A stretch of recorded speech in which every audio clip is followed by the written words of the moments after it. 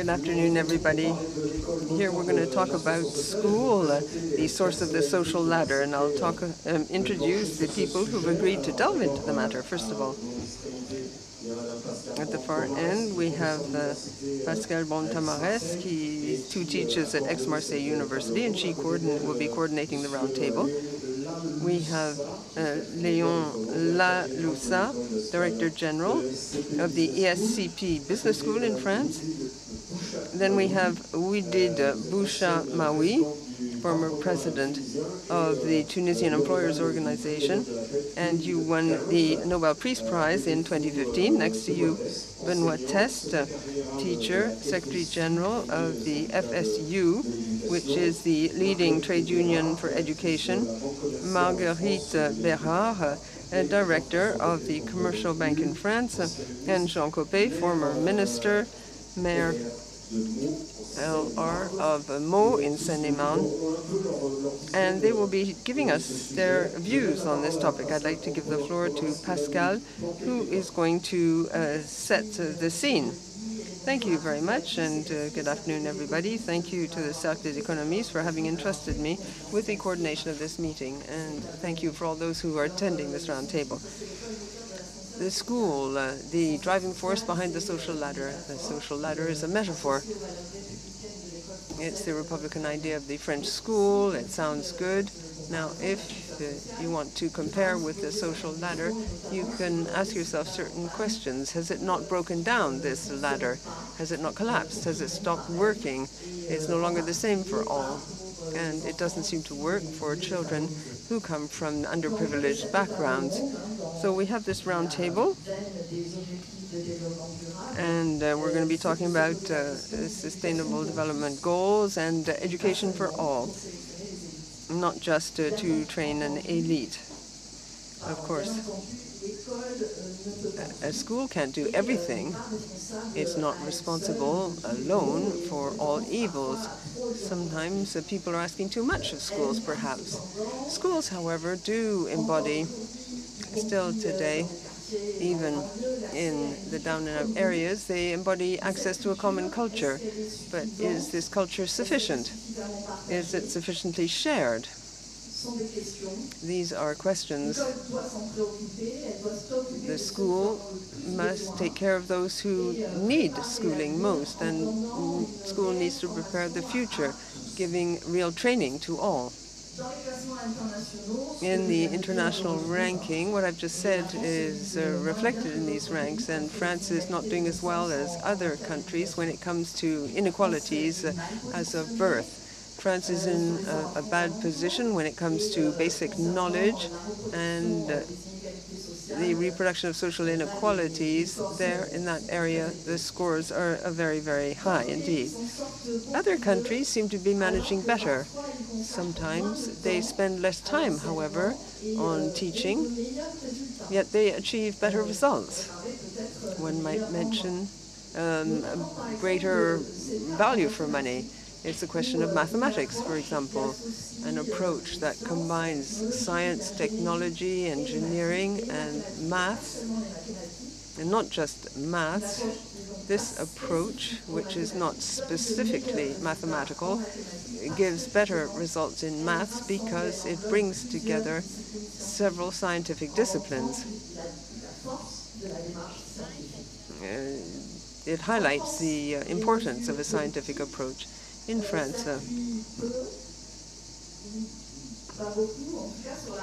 public policies draw on research, which isn't very well developed in the area of education.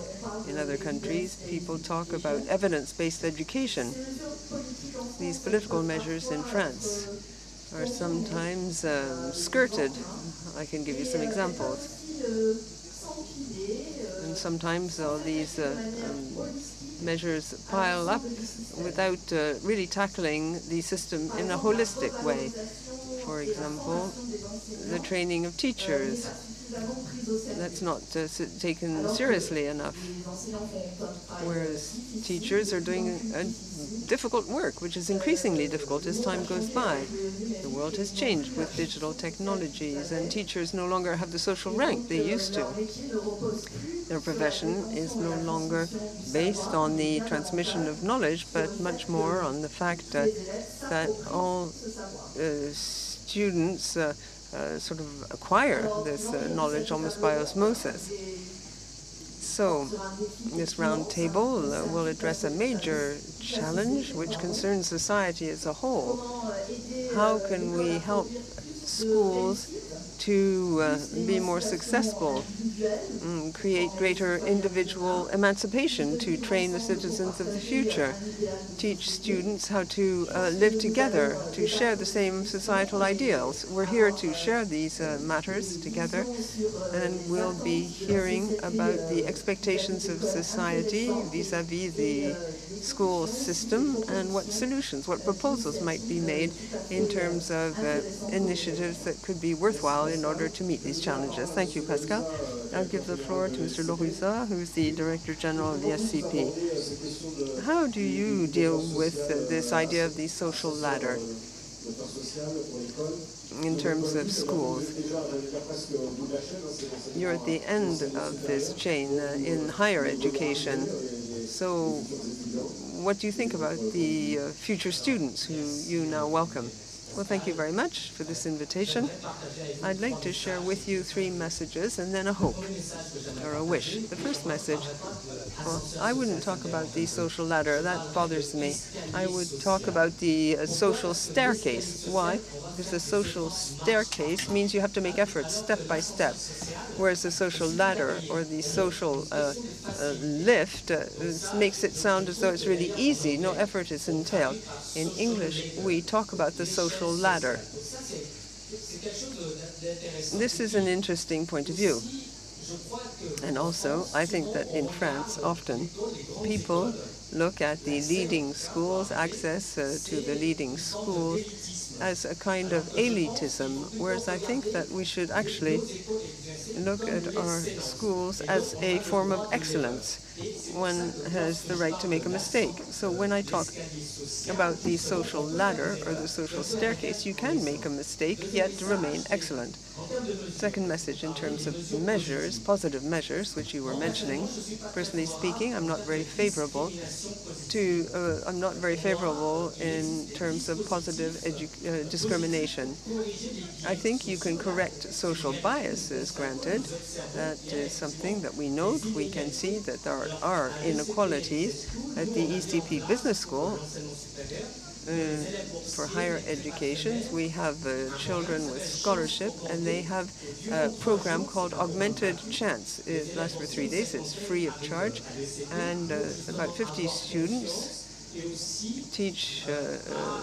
attend these courses to build up their confidence, and they get prepared for foreign languages and interviews. And I'll announce a scoop. We're going to be setting up the same system for high school students. We'll be experimenting with an augmented chance system, and we'll be recruiting students with grants in priority areas.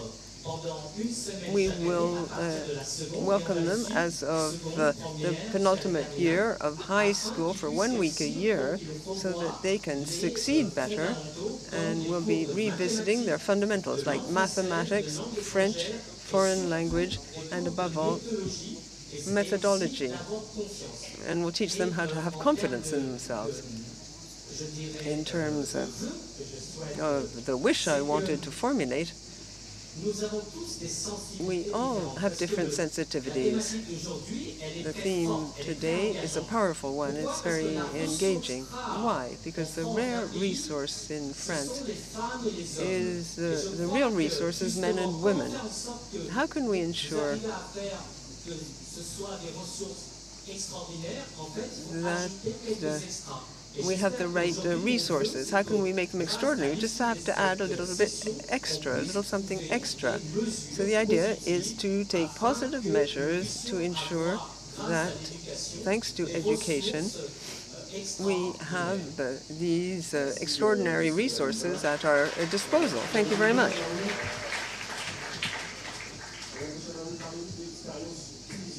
Would you like to talk to us about the Tunisian experience, please, Ouided BOUCHAMAOUI?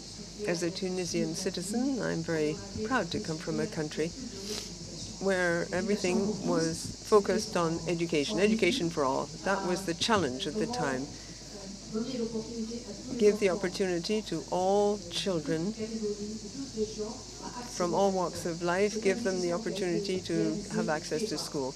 This is something that President Bourguiba did, and he created schools throughout the country in different regions,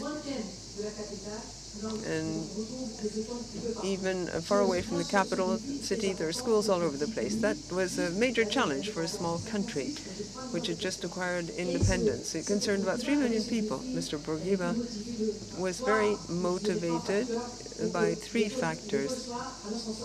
He wanted the school to be a real social ladder. This made it possible to create elites everywhere. Children who were the children of farmers or craftsmen, they had access to the same opportunities, the same education, the same rights. Second, we trained an elite. This elite built the country. It built the country, agricultural, industrial projects, it provided for training. We were very fortunate because we were able to send Tunisian teachers to other African countries to train people and exchange this experience. President Bourguiba also set great store by the quality of education. Teachers were highly respected at the time. There was a teacher per family almost. And now the social ladder in Tunisia has broken down. It's broken down for several different reasons. First, we have opted to take in the masses at school, to have schools all over the place, whatever the quality. And unfortunately, the microphone has just gone off.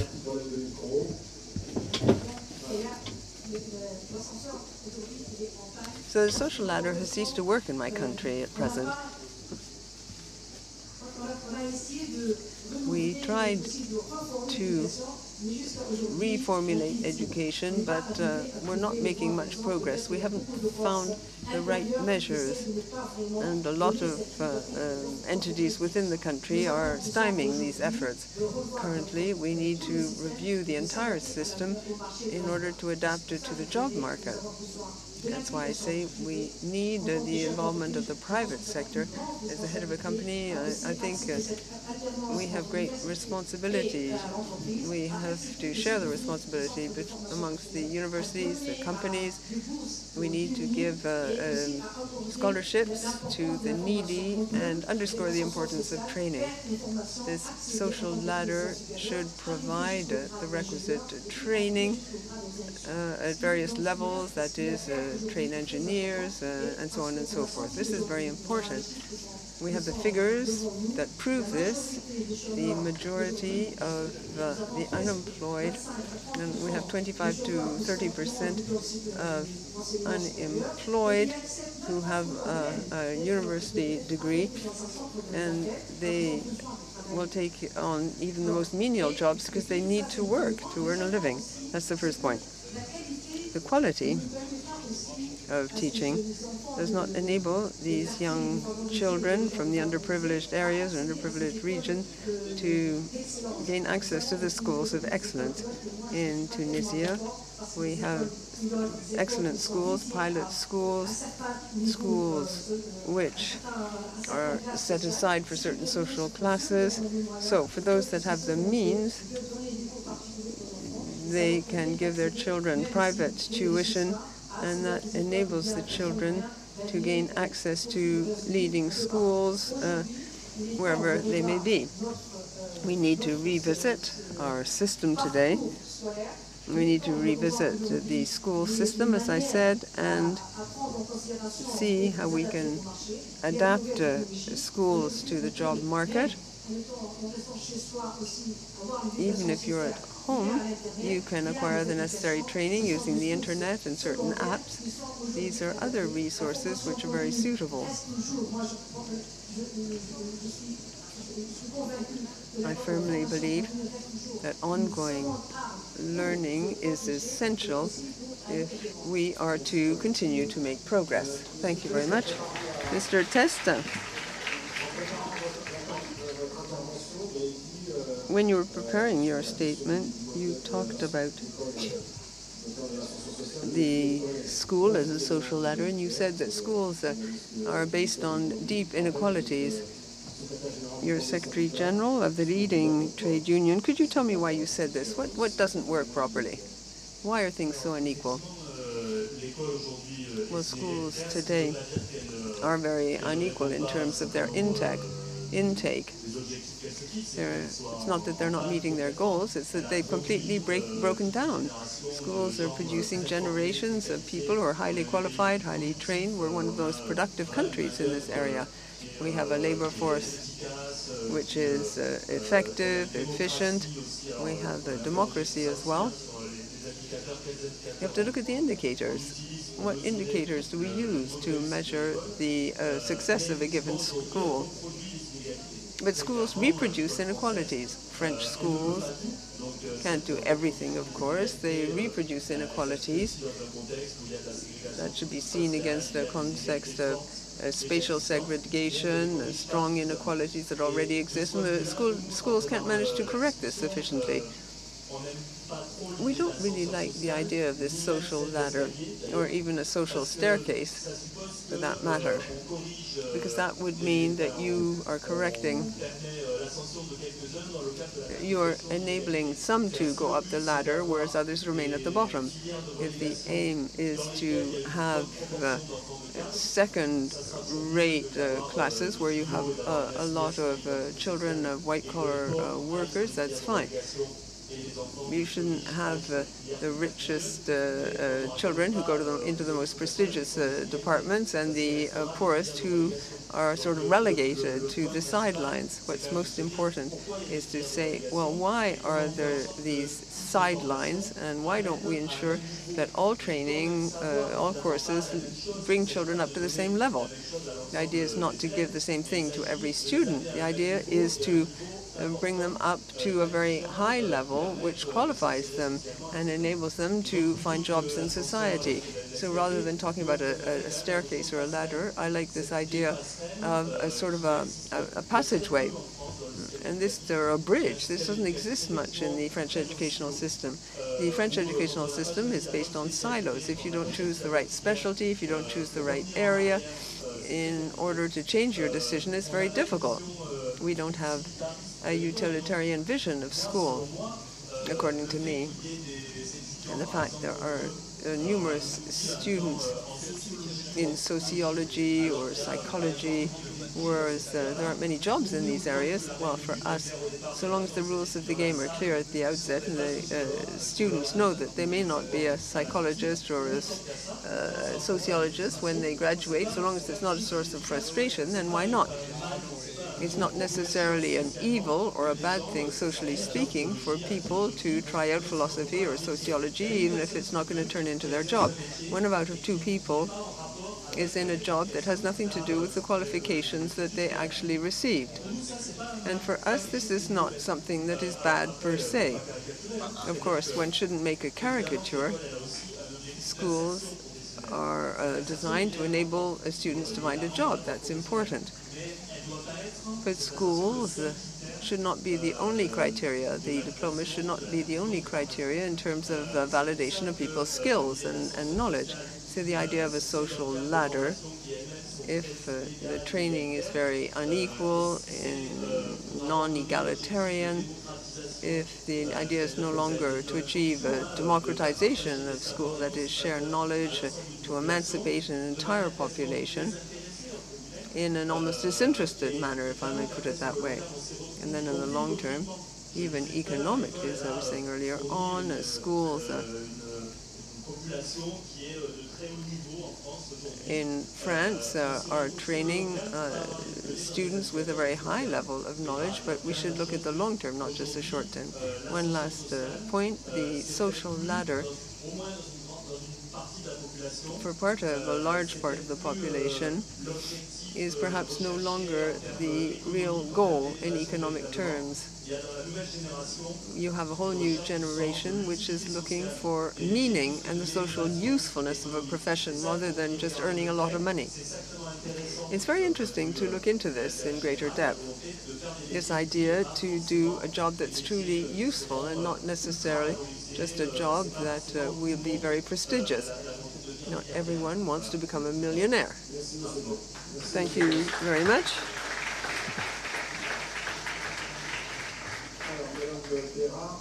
Madame Berard, do schools train future employees well, future experts who work in the banks? Do you find it difficult to recruit because there aren't enough properly trained and qualified people? Thank you very much. Well, I will try to give the viewpoint of a company in general, and I'll try to answer 3 questions. What do companies expect of schools? Can companies contribute something to schools? And can schools draw inspiration from companies? First point. I'm glad to be the second speaker. First point, what do we expect of schools? I'd like to say we expect schools to produce citizens. That is, schools should train people who are able to live in society, who know there are rights and obligations, who know that their freedom stops where the freedom of others begins. They must have consideration for their colleagues and their clients. The company doesn't necessarily expect schools to train people in technical skills. There are all sorts of things. You can be a drone operator, there are all sorts of jobs that didn't exist 10 years ago. There's some jobs where well, you can't find enough coders at present. Maybe this won't be the case in the future with artificial intelligence. Maybe we won't need as many coders in the future. Conversely, we need schools to train people capable of judgment, discernment, who know the difference between good and evil. Artificial intelligence is developing at a very rapid pace, so thinking for yourself is very important. That's what companies need. So these are the expectations of a company vis-à-vis schools. What can companies contribute to schools? Well, a lot. Often, companies follow on after the schools. We provide sandwich training. We have our own sandwich training center. We train hundreds of young people every year. We think that this works extremely well as a system. And companies, if schools are open, they are a window open to the world. We're the biggest employer in Saint-Denis. We welcome a lot of students as they begin their high school career. We take them to other parts of Paris so that they can see different things, so that they realize there's something apart from their down-and-out areas. And with associations, we have heads of company, entrepreneurs who go to the schools and ask the young people what they want to do. Often the answer is be a football player. But then, a bit later, the children realize that it can be really worthwhile to work in a company. It can be very fulfilling. So, how can schools draw inspiration from companies? Don't stare at me like that. First of all, autonomy. Can a company leader help to choose collaborators, create a real training program in the area where the company has its headquarters? Do schools properly manage their talents? A top quality teacher makes all the difference, particularly when the families can't make up for sloppy teaching.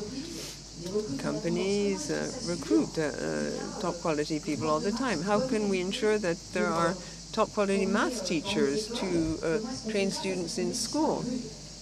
There's a lot of competition because these people are often offered lucrative jobs in companies. And of course, it's exhausting to teach for your whole professional career. And if a teacher so wants, he could perhaps have a second life as a banker or something else? How can we assure that a professional, a banker, if he or she wants to, why can't that person then go and teach maths for a while? I think that could be very, very useful. Thank you very much. Alors, Jean-François COPE, donc ancien ministre, maire de Meaux.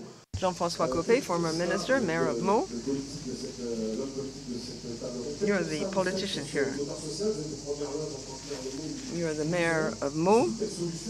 What solutions might you suggest when it comes to schools in the social ladder?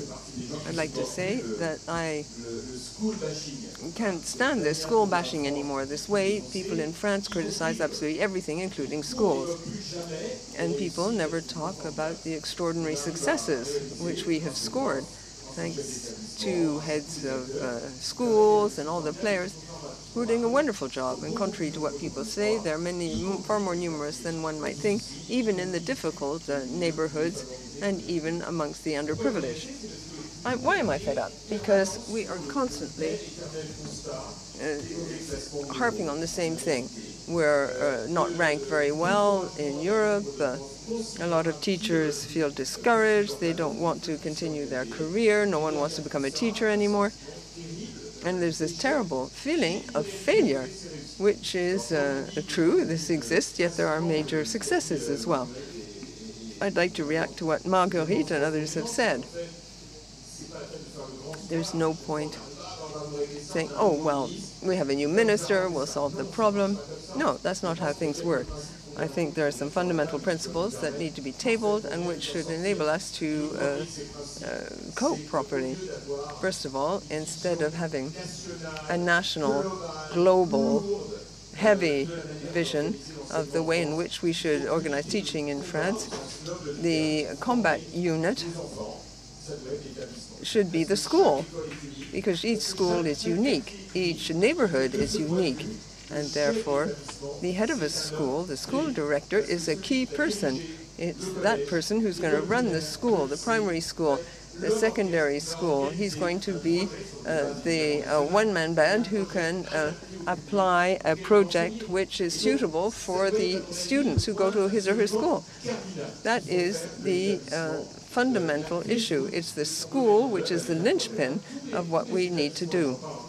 I'm talking about all schools, and over the years I've seen school directors who succeed and who have launched a sports project, a theater, or a cultural or a scientific project, and have scored huge successes. Second point, we have to totally rethink the way we consolidate teachers in their career. Marguerite is quite right. These teachers can't continue in this manner. Teachers are all by themselves. The conditions are deplorable. They're very vulnerable in terms of authority. Just think about the endless tales of teachers who tried to be a bit severe. They ended up with recalcitrant students and aggressive parents. It's simply not possible. This cannot go on. We have to rethink the training of these teachers, rethink probably both the beginning of their career and their overall professional pathway. Nobody's doing this. I'm sorry, Mr. Teste, because unfortunately we have a very egalitarian vision of things, which is the greatest enemy when it comes to reducing inequalities. You cannot have the same project or the same teaching staff. You can't have the same school director if you're in a privileged city center or in a rural area or in an underprivileged area. You have to have people who are deeply engaged and who are evaluated. That's another dirty word. You have to evaluate the results, and if it doesn't work, it doesn't matter.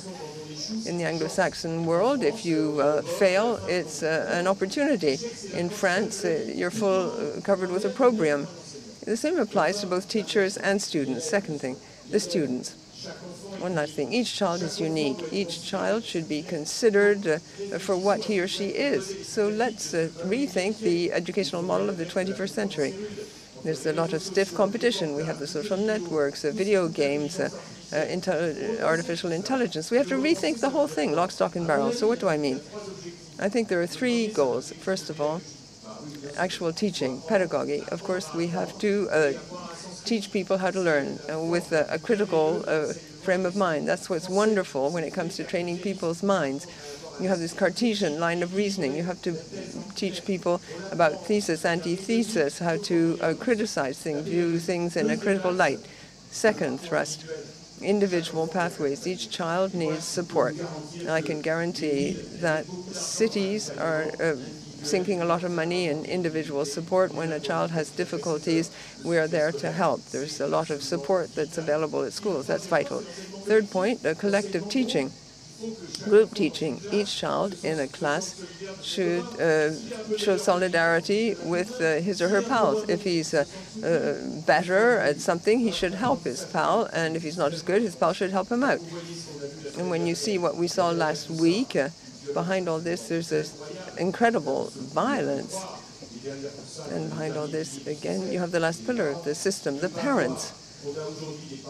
There are parents who don't shoulder their responsibilities. Nobody reminds them of their rights and responsibilities of parents. This crazy idea, according to which there is an eternal truth. When you're poor, you are the parents of violent children. That's not true. You can be very poor, and your children can succeed very well when it comes to education because you're responsible and because you bring them up properly. These are essential topics. These are not. These are methodological reforms that we could bring at the beginning of a presidential term of office in the summer. You do this during the summer before people have come back on holiday, and then this should be able to work quite well. That's why I think that in all these respects, we need to take account of the things which have been diagnosed years ago, and we just have to put things in place. I'd like to repeat this once again. Each child is unique, each child is important, and obviously for each child we have to plan a custom-made pathway. Thank you very much. Donc vous l'avez compris. Thank you, Jean-François COPE,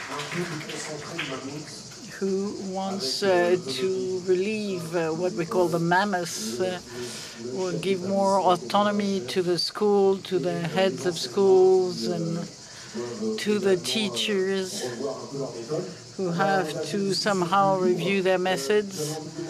We're going to start with a freer discussion, maybe. I wanted to ask Mr. Teste what he feels about what Mr. Minister just told us. Well, I'm not going to go on holiday in Larzac if the Republicans start a 5-year mandate, because I do understand that they're preparing for some projects. It's a speech that we've heard again and again, which is perfectly consistent, but we've been saying this for 30 years. Next year we have what is called the Teaching Compact to organize projects, and other people do not have this additional remuneration. These are things that are developed that haven't solved the situation, because we don't feel that having something that is national is not necessarily heavy. It's not an idea of equalitarian, it's the idea of having something in common. The school of Jules Ferry was there to build the Republic, to share all the Republican values with the whole population. The idea was that there were several types of teaching, but the issue of autonomy of the various establishments and schools are something that we look at in the field of missing freedom when you want to have a project. It's next. For the teams to take the initiative, as we said, you have to break the taboos. it means you have to remunerate the most motivated people. It means you have everybody that is competing with everybody. We don't think it would be a good thing, and it's not a good thing for the teachers or for the students. And when we talked about having passageways, I believe we need something in common. We need to have the same thing everywhere, same objective everywhere. It's not being equalitarian. The policy of support or aids doesn't mean being equalitarian. It means giving more to some people to reach the same objectives. The issue with the liberal speech is that the objective itself is reviewed downwards in some places, and there is no longer an equal objective. I'm not going to start a polemic, but I know that as soon as we talk about something being liberal, we seem to have solved the problem. But the thing is that we're not that far away from each other. We're not using the same means, but we're all aiming at the same objective, the same goal. But we all understand one thing: you shouldn't use the same means everywhere, because you have different ways, different journeys, and each area and each population requires a different strategy. I'm not talking about having competition between the establishments, as you said. It's not the issue. The idea is to have each establishment adapting its projects to the population it receives, and this without any taboo. Some children do not necessarily have the luck of having the right family support despite the efforts of the parents. So the idea is to give them this little added support that they wouldn't get elsewhere. And this is a deeply Republican objective. Well, there is an example that is pleading in that along those lines, is the dividing the classes in two in the more popular areas. Well, this was a uniform policy. It was transparent. Yes, but we started from something that was supposed to be limited to a few areas, and that is being extended because it's bearing its fruit. Pascal Brand-Pomares will correct me if I'm wrong. Would you like to add something? Yes, talking about that, this is a measure, an action that has to be assessed to see the result. Yes, we've had 4 years of experience now. Yes, but there were other actions that were being introduced when in the past, that we're giving some flexibility in the schools, as Mr. Cope would like to have, so that some teachers could be in one class at a time and then in another class at another moment.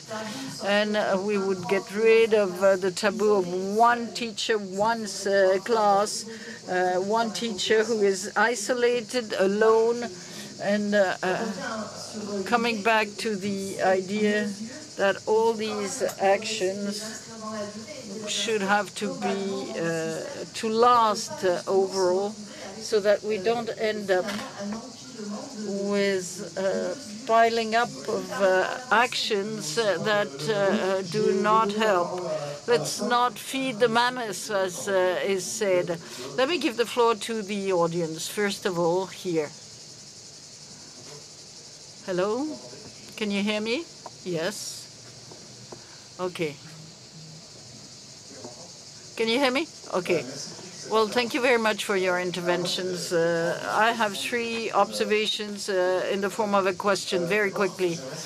First of all, I'd like to know the position you give to the départements, because if you look at the latest academic research, it has shown that in France, the main issue we have is not mainly on the basic issue of French, math, or foreign languages, but the issue is mainly to develop self-confidence, for example, and there is a bias there. And second observation, the efficacy of the priority educational areas. I heard that you're saying it's efficient. I don't know who has said that, but the economist Roland Benabou has shown that the reduction of the number of pupils per class can help improve the results. But in France, it wasn't so, because the number was not very much reduced because we wanted to apply it in too many places. Well, you're right, and that's why I talked earlier about the augmented chances, because very often children are applying self-censorship. 2 years ago, we started a digital passport on aptitudes and behaviors and competencies, so that our students have a blockchain certification system to check their behavior. With Marie BERARD, we were talking about respect, and this is Marguerite BERARD. It's very important to develop what the Anglo-Saxons call the soft skills. Yes, lately we observed that police is not enough to pacify a society, which is why schools have a great role to play. So, but the school needs its means. Thank you, Mr. COPE, for paying tribute to the teachers. I would like to test what you said. You talked about training and a lot of reforms. We're not in the world of ideas and abstract ideas. We're talking about something very practical and means. And to find the means, would you be in favor of increasing the minority, the taxes of a minority that has been so much protected over the past? If this were to solve the problems, I would be ready to do it, but I have my doubts.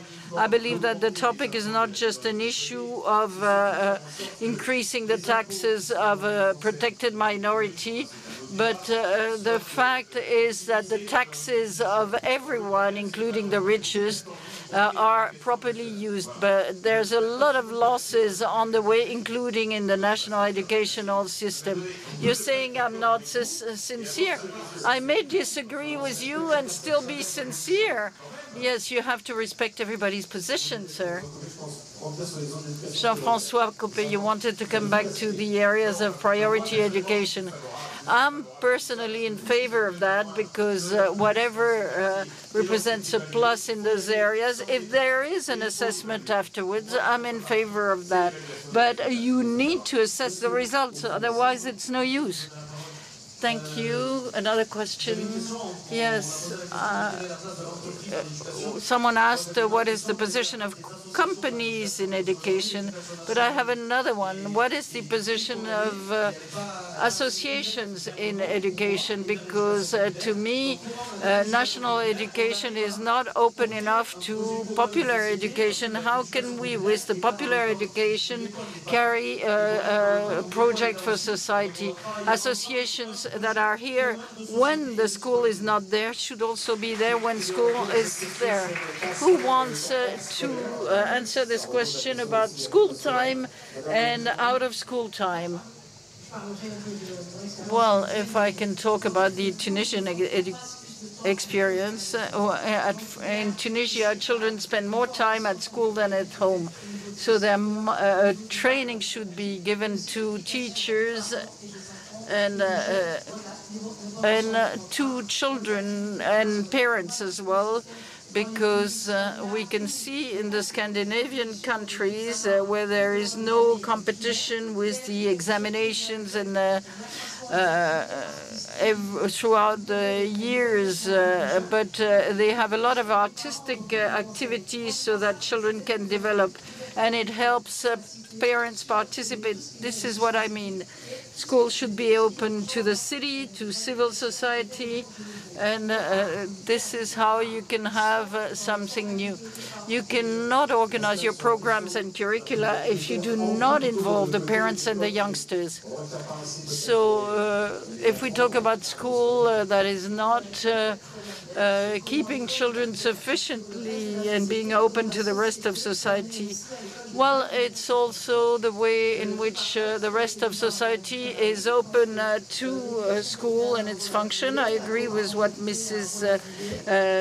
BOUCHAMAOUI just said. The society project is not that of the school or corporations, but that of the whole society. And we need more interpenetration, more exchanges to develop culture. When the children from Aulnay-sous-Bois go to the Louvre for the first time because school is taking them there, I think it's a great thing. When in Marseille, the association called Le Grand Bain enables schools to twin a school in the poorer areas and in the more developed areas, then it's a great thing. And I think that schools should help talents and initiatives.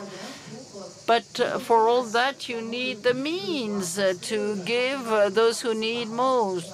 Because when you go to the Louvre with your parents, you don't need to go there with your school. And this is one of the issues. I was wondering how you can get organized so that companies penetrate the world of education as soon as possible, and how that can make sense, and how we can fight, in practical words, the discrimination. Because when you start in companies and you're discriminated, then it's no use. I'm an expert in that field. I work in that area, and if you don't do that, it won't be any use. I perfectly agree with you. We need a link between schools and companies. When we go to the schools, we're invited over by the teachers, and this is great, and it works both ways. Sometimes our colleagues organize mentoring for activities for the pupils, but there are codes. For example, the code of how you go to an interview. How do I get to the job interview on time? When I get to the job interview, I should wait until I'm asked to sit down. And there are codes, and these are things that we can explain via mentoring activities, via supporting activities. And we can see this with our colleagues. There's a huge appetite, a huge desire of people in the companies, because they may be parents or grandparents. They have a huge desire to give time to to organize that kind of action, and it helps fight stereotypes, because sometimes the mentoring is not on the side you would imagine it is. Thank you. I have a simple question. For 30 years, we've all said and realized there's a problem in national education.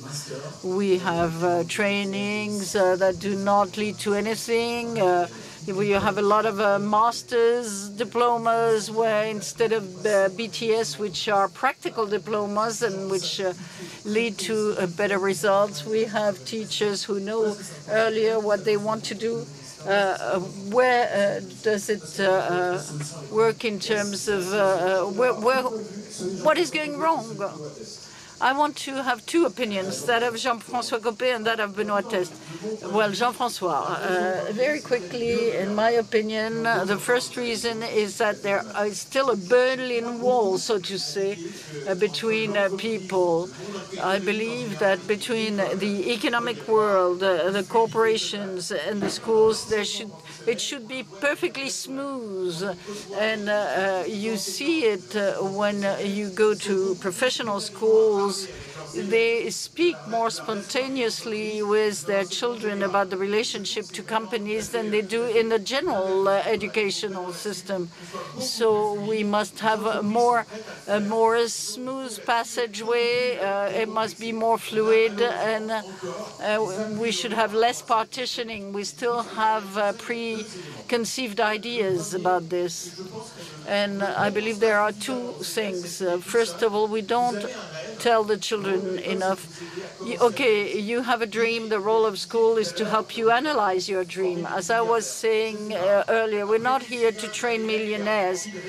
Well, why not? If a child wants to dream to become a millionaire, why not? I don't know what will come of it, but the idea will be, okay, in Great Britain, in other countries, they tend to ask less of the children, but to give them more freedom as to their dreams and projects. And secondly, the thing that is very important is self-confidence. It's not because you have a bad mark in your math exam that your life is over. The child must be able to show what they can do, and this will help them become self-confident. And the idea of being having a class that gives a round of applause to the child when he gets somewhere, that's great. Well, Benoît TESTE, well, this self-confidence, I perfectly agree. Sorry to be so consensual, but now the position of companies, obviously, things have to be done properly, and you must have competencies that are transferable. The idea is not to look at things in silos, but I don't know what's going wrong. Yeah, that was your question. Sorry to say this because it sounds very much trade unionist, but I guess it's the investment in education that means the proportion of money devoted to education has dropped in the past few years. It's not true that we give enough means to education. So creating passageways, having an ambition for professional high schools would be great. It would enable to make headway and to talk about priority education areas. There's a report of the national auditors that said that it's a kind of buffer. We're reaching the end. One last question. Hello, everyone. I come from the northern areas of Marseille, the so-called difficult areas. I just finished the North High School, and I'm at the head of the Final office, which is one of the top lawyers' office in France, and I still live in that same areas every day. I go to the office which represents an elite, but I go back home, and every day I pass my college, my former college. Where is the social project? Where is the project for our society? Every day when I pass that school, I wonder about that. So, Mr. LAULUSA, 1 minute. We all agree you have to create a desire, a passion. When Marguerite, one by action, we have, you know, when children get to the 3rd grade in high school in France, the group of children go to companies and they look at the projects for a year. And I can tell you that that creates a desire, and then they are passionate. They want to learn. You have to learn to learn. You have to create the desire to learn and the curiosity. And curiosity goes mainly through companies. Well, we have seen that this topic is a topic which people find fascinating, but I'm not sure that the conclusions are sufficiently shared to say that there is one solution. It seems that the solution is not something that can be found easily or that is found by one group. It's something that must be transversal and cross-sectoral. We need a possibility for the youngsters in this area to reach their dreams and to go as far as possible, as far as they can. And this might be the limitation of the egalitarian system. We must think that everyone must be able to make headway, and we must help everyone to make headway.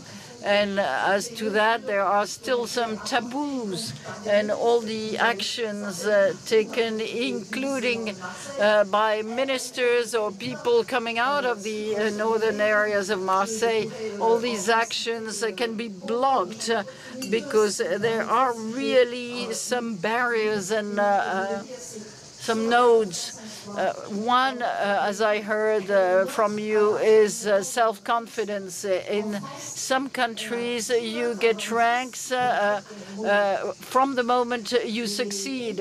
In France, the ranking, you have ranks that goes from 1 to 10. So before you get to a successful note or mark, or the marking from 0 to 20 is a taboo. There are 10 notes for when you're not successful. And also the fact that a math teacher can be recruited through a competition, and if they want to change their career, if they want to develop, they have to go to Paris, wherever they took their examination. And this is not very attractive for them.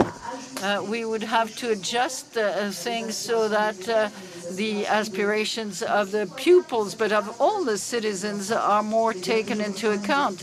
And this is why I agree with the idea of a social project or a project for a society. Thank you all. Obviously, we weren't exhaustive enough. Sorry, we weren't able to take all the questions. We didn't reach a consensus, but we had a nice debate. Thank you.